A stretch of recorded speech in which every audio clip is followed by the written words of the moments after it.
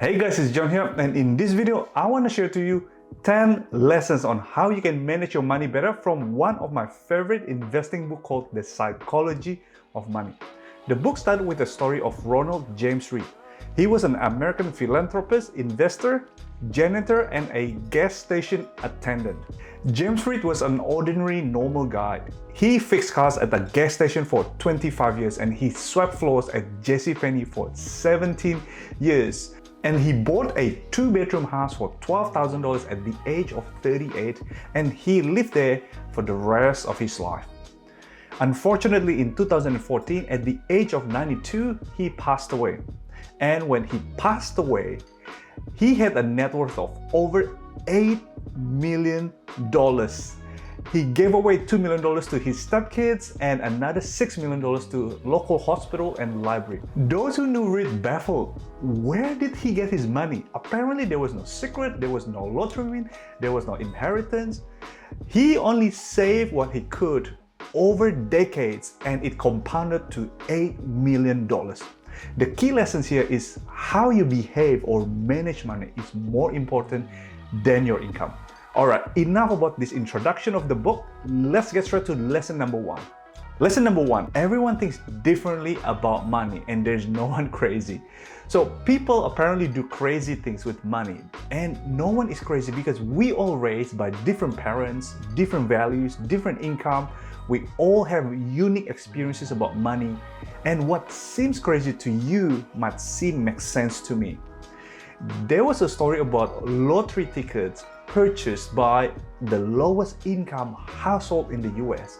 They all spend on average about $412 a year on lotto tickets.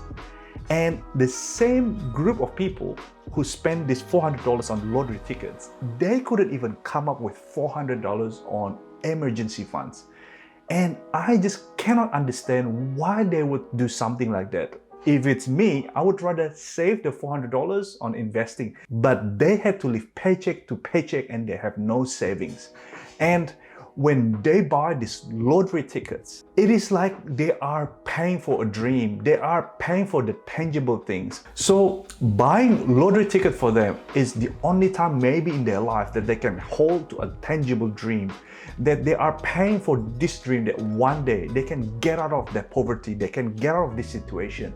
And for those of you who are not buying lottery tickets, we all just don't understand. So the lesson here is we all have a different view of attitude towards money and no one is crazy. That was lesson number 1. Lesson number 2 is called Never Enough. There was a true story about Rajat Gupta. Rajat Gupta was a very poor man. He was born in India and he was orphaned as a teenager. But he was highly successful. In his mid-40s, he became the CEO of McKinsey, the world's most prestigious consulting firm. And in 2007, he retired. He even partnered with Bill Gates on philanthropic work. And he sat on the board of directors of these public companies. He became one of the most successful businessmen who came from zero. So in 2008, his net worth was about $100 million. But he felt he wanted to become a billionaire. He wanted to sit in the billionaires table. So in 2008, when he sat as a board of directors of Goldman Sachs, he heard about an insider information.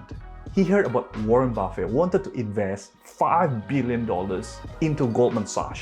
And this is in the middle of GFC. So he rang his friend in the managed fund. His name is Raj. And based on his information, the stock went up and they made about $1 million of profit. Because he thought that, oh, you know what, I could get away with this. And then they kept on doing more and more insider trading. In total, they made about $17 million together. However, the SEC came and found out and they both went to prison. And their careers and reputation were ruined. So the lesson here is, we need to say, it is enough. Sometimes we just have to say, okay, it is enough, because the hardest financial skill is getting the goalpost. Moving on to lesson number 3. It's called compounding. But did you know that 81 billion out of his $84.5 billion net worth came after his 65th birthday. There are more than 2,000 books being written about Warren Buffett, but they all miss one important thing, that he was already a great investor since he was a child. He was incredibly consistent for 75 years, 3/4 of a century, even though his annual return is about 22%. And there were other investors who beat him in terms of annual return, but he was incredibly consistent for 75 years. So the lesson that we can learn here, his skill, Warren Buffett's skill is investing, but his secret is time. We all need to give our investment time to compound, because compounding is the 8th greatest wonder in the world according to Albert Einstein. Lesson number 4, getting wealthy versus staying wealthy. There was a story of the greatest stock market trader of his day. He became a professional trader in the stock market before anyone knew that there is such a thing existed. By the age of 30, he was worth about $100 million, inflation-adjusted equivalent. In the stock market crash of 1929, Jesse made over $3 billion in one day. But fast forward 4 years, Jesse overflowed with overconfidence. He made larger and larger bets, larger and larger position, and he just kept on increasing his debt. And eventually he lost everything he had, everything he earned in stock market.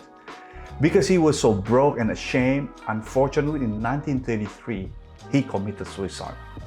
So the lesson here is, getting money is one thing, but keeping it is another thing. Moving on to lesson number 5, it is called freedom. Most people want to become wealthy because they want to be happier. People want to have control of their lives. And this is one of the reasons why we all want to become wealthy. I want to share you about my story. When I was young, I had a dream to be able to earn 6 figures income, making over $100,000 a year. That was sort of my goal and my dream.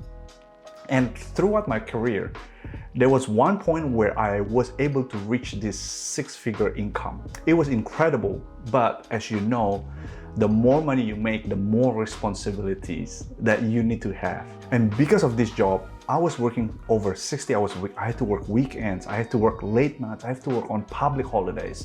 And from something that I felt, okay, this was my dream, it became like I was miserable. I became very miserable because I felt like a slave. I couldn't get out of this. I couldn't take sick leave. I couldn't do what I wanted to do. I couldn't spend time with my friends. I couldn't spend time with my wife. I felt so tired.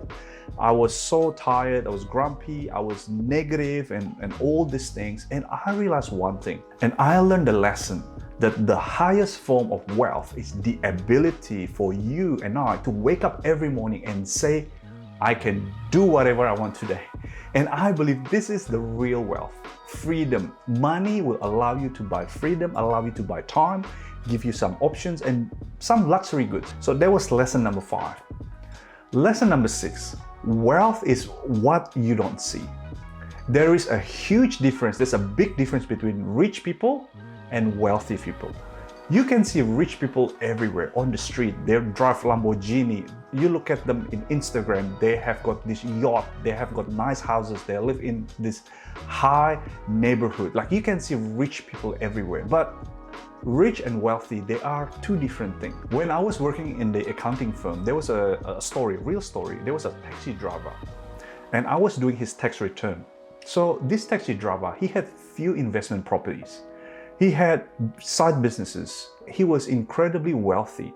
And I was like, this is a taxi driver. Look, if you're driving taxi, I'm not trying to disrespect you because I used to drive Uber myself. So I know how much taxi drivers or Uber drivers make per hour because I was in that position. But I had a high respect for this guy. Even though he was a taxi driver, it doesn't look like he was wealthy because he's a taxi driver. But when you look at the books, he's incredibly wealthy. So the lesson here, wealth is hidden.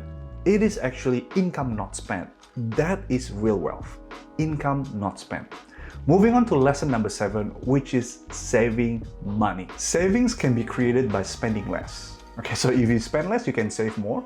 And if you can spend less, you need to desire less. And you will desire less if you care less about what others think of you. If you are in this situation as if you cannot save at all, like you can't even put food on the table or you can't even have a roof over your head. Look, I totally understand, because I was in this position when I lost $100,000, which I have got in another video. I remember when I was saving money, when I was trying to pay off my debt as much as I can, I only had 2 pairs of shoes because I was badly wanted to save money. And during that time, I remember there were a lot of sacrifices I had to do because I didn't buy anything. All I wanted to buy a property. And sometimes it takes focus to save. And also it takes budgeting, it takes planning, it takes discipline, it takes habit. And it's not easy for some people. But for those of you who can save more. Save as much as you can. And the main lesson here is savings are the foundation of building wealth. So that was lesson number 7. Moving on to lesson number 8. There is one statement that you and I, like an investor, should have. Things that have never happened before happen all the time. What does it mean? 50 years ago, tech stock, they don't exist. But today, Google, Facebook, Amazon, and all these big giant tech stocks, they made up about 25% of the index, even higher than the financial stock. So in a simple form, things change over time. You probably have heard about Benjamin Graham. He wrote a book about intelligent investor. In that book, he said not to buy any stock 1.5 times over their book value. If you follow his advice today, you're probably not going to be able to buy anything other than insurance stocks or financial stocks, because he actually changed the formula in 1949, 1954, 1965, and 1972 before he died in 1976. There are a lot of wisdom in his book Intelligent Investor, but it is not the best to give you a guide or blueprint, because things change all the time. There was no Bitcoin 10 years ago, and there's a Bitcoin, and there's a lot of people became a millionaire because of Bitcoin. So the lesson here, history can be a misleading guide to the future of the economy, because stock market change, things change. The history of money is good if you would like to understand the human behavior, the greed, the fear, people under stress, because basically people don't change much. But specific trends, specific trades, like specific sectors to the market, they are changing all the time. They are evolution in progress. Moving on to the next lesson, you need to have room for error. We don't often prepare for the risk that we don't think about. So we need to have what we call a margin of safety. We need to have a room for error, because nobody knows with certainty 100%. In the early years of Microsoft, Bill Gates said this. He came up with this incredible conservative approach that he wanted to have enough money in the bank to pay 1 year's worth of payroll, even if he didn't get any payments coming in. And it is great sometimes to be conservative like him. So the lesson here is, it is very important to have this margin of safety. Moving on to the next lesson, which is the last lesson, lesson number 10, which means nothing's free. It means that everything has a price, but not all prices appear on labels in terms of investing. For example, Netflix stock grew 50,000% from 2002 to 2021. It started from $3. Today, it is worth about $600. So if you put $1,000 and today your $1,000 will become $200,000. But from 2002 to 2021, that was like 19 years. Who could actually wait 19 years? And when you look at the fluctuation of Netflix stock, it's like this, because they are tech stocks. So the lesson here is successful investing demands a price. The price is not dollars or cents, it is the volatility, it's the fear, the doubt, the uncertainty, it's all the regret. So these are the prices that we need to pay as investors, investing in stock market or Bitcoin or whatever it is you're investing, NFT. There will be volatility, and that is the real price that you are paying. And if you can do all these 10 lessons when you are managing your money, I believe that it's just a matter of time until you reach financial freedom. So please let me know, what do you think about the video? Please don't forget to like, subscribe, and share this video if this video is helpful to you. And thank you so much for listening to me until the end, and I will see you guys in the next video.